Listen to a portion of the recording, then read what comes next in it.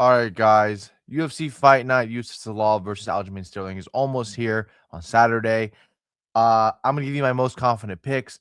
Last week went 4-0-1. The only one I drew was Vologdin, who drew with Castaneda as an underdog. But whatever. We're gonna go for another undefeated week right here again. Let me get you guys tapped in, as the kids would say. So my first of 5 picks. My most confident, I can give you Francis Marshall because Lucas Brennan is a fucking bum and he fought on Bellator and he's a weak soy boy grappler that has no striking, no athleticism, no talent. I can give you that, but I'm not going to give you that because that's just like kind of like low hanging fruit minus 550. Why would I want to give you that? That's fucked up. I'll give you right away. Give me Marcus Buchecha to win. I think Buchecha is going to win. Here, um, my friend and YouTube content creator Mike Finch believes that Ryan Spann is better. I think that Marcus Buchecha is going to get it done. Marcus Buchecha, a very good first round fighter, right? He's a very, very good first round fighter. That's what I like about him. Ryan Spann looked awful in his heavyweight debut, right? He was terrible. He was slow. Like usually light heavyweights going up to heavyweight, you're like, okay, the light heavyweights are obviously more talented than the heavyweights because the heavyweights are just bums and terrible. But Ryan Spann is the exception because this guy was awful in his heavyweight division versus Lucas Brzeski, right? You saw him versus Waldo Cortez Acosta lose. Like he's not in that upper echelon. Marcus Buchecha is obviously not in that upper echelon as well. But if he takes down Ryan Spann in the first round, this fight should be over. And I've been saying that about Buchecha for the last 2 fights. I'm like, if he takes down Kennedy Zechishku, the fight will be over. And if he takes down who do you fight? Martin Buday, the fight will be over. And that hasn't been the case so far. But I think Ryan Spann's jiu-jitsu is that bad where I'm like, okay, he's getting submitted. I know what you're gonna say. He's a black belt. He's a black belt, right? He had a guillotine last time versus Lucas Brzeski. Bro, this guy got subbed. He got subbed by Nikita Krylov in the first round, man. Nikita Krylov's a karate striker.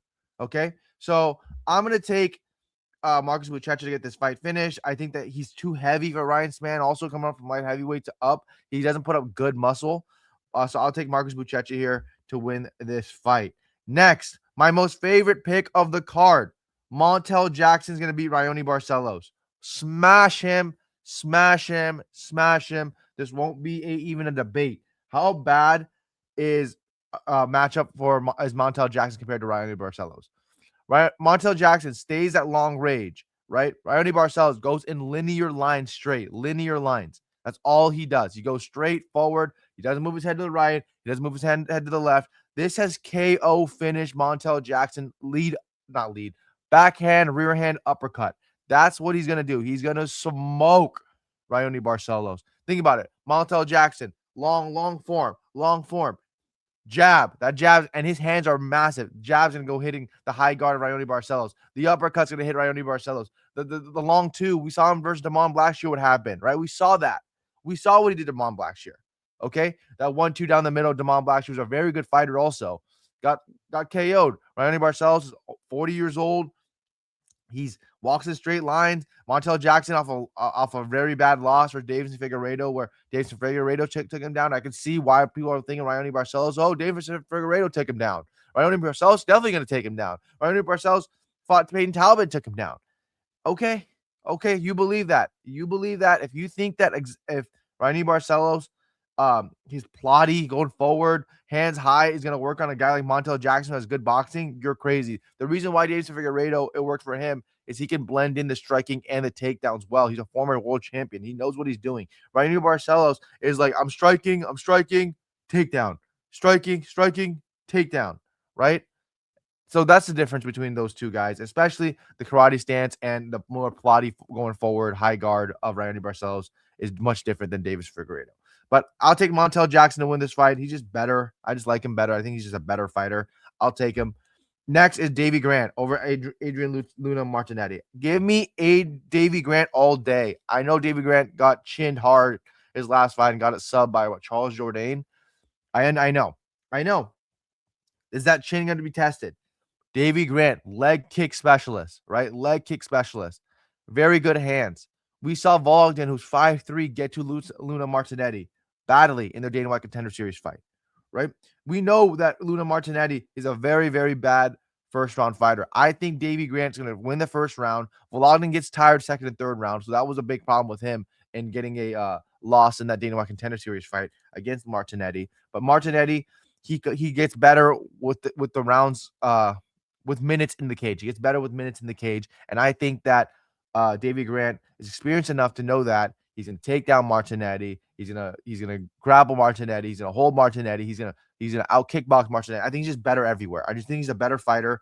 I'll take Davey Grant, even at 40 years old, to beat Luna Martinetti right here, -135 all day. Give me that. He's just a better fighter. How am I not gonna take that? Next, give me Joselyn Edwards to beat Norma Dumont. I like Joselyn Edwards in this matchup. I think Joselyn Edwards, she is reaching her potential as a fighter, right? She came in the UFC. Everybody thought she's gonna be a good fighter, a good like top 5, top 10 ranked girl in the bantamweight division. But then she had some hiccups, right? She loses to people that she shouldn't lose to. She had bad jiu-jitsu. She gets taken down easily. And Norma Dumont, I think she's kind of overachieved. What's Norma Dumont really good at? I don't know. She has good aggression. So does Macy Barber. That takes you so far. And I think Jocelyn Edwards has better skills, right? She goes forward, nice body kicks, nice takedowns. Now she's implementing her grappling, her offensive grappling, instead of just being on guard the whole time and being a shell of herself on the ground. Jocelyn Edwards on top is nasty with elbows and ground and pound. We saw her versus Nora Canole. She ends up winning that rematch against her. Ends up winning that rematch against her. Jocelyn Edwards is just better than Norma Dumont, I believe. I think she's a better kickboxer. I think she's a better striker. I think she's a better has better takedowns. I saw Norma Dumont should have lost to Ketlin Vieira. Ketlin Vieira won that fight, and they gave it to Norma Dumont based on quote unquote damage when she's just throwing punches and not landing most of them. But I guess Norma Dumont deserves it because she has a fat ass, whatever. So I take Jocelyn Edwards over here to beat Norma Dumont. I think she's better. Yeah, what was I supposed to say? So that's my 4. My last is the main event. Give me Aljamain Sterling all day over Yusuf Zalal. Yusuf Zalal, Moroccan brother, right? My half Moroccan brother because I'm half Moroccan. Yes, bro, you're good. I like you. You're a good fighter. But I can't lie.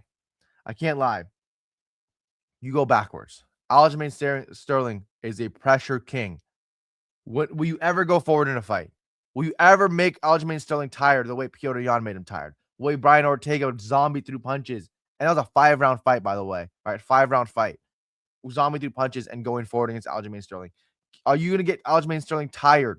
Right? That the way that Mozart got Aljamain Sterling tired in that 3rd round. How can you make somebody tired that doesn't go forward?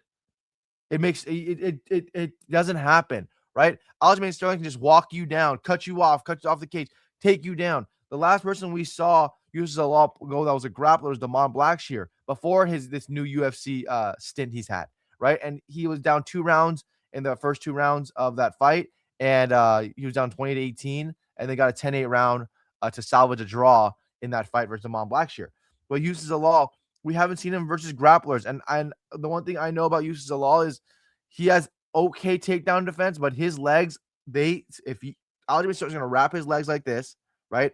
Underneath the butt and just drag him off the fence. I guarantee you it's going to happen. Take his back, control. Aljamain Sterling is a master control and wasting time. That's what he's really good at. And I think right there, Aljamain Sterling's going to get it done. First 2 rounds is going to win this fight.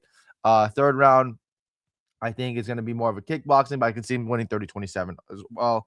30-27 as well in that first 3 rounds. And then you can see Zalal because of the elevation, the altitude, going around in the 5th round, getting a little bit tired because he's used to training in Colorado. Aljamain Sterling trades in Vegas, right?